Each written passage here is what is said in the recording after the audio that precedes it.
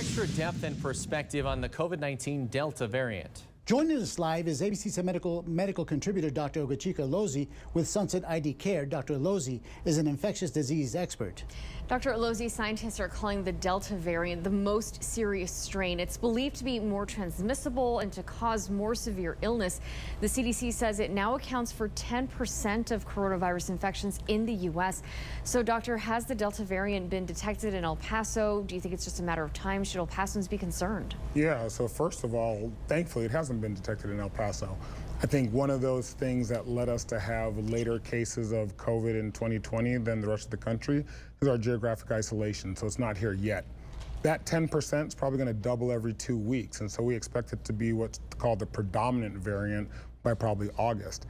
Do people need to worry? I think they do, and here's the real rub. If you're vaccinated and you've received both doses, you're probably good. And the data from Europe really shows that. The concern is that 5 to 10% that have gotten the first dose and haven't gotten the second dose, or those members of our community that haven't gotten any doses at all.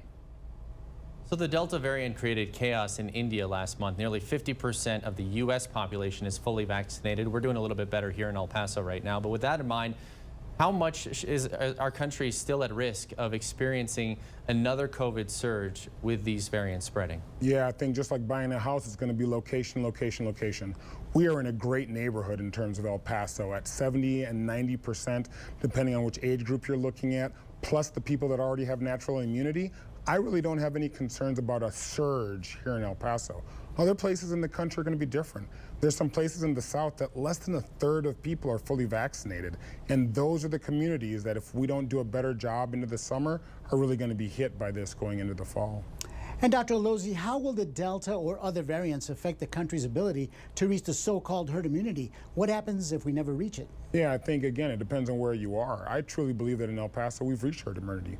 Between the people that have been vaccinated, the people that have natural immunity from previously being infected, other places in the country not so lucky. And so what you're probably going to see is an access and equity issue.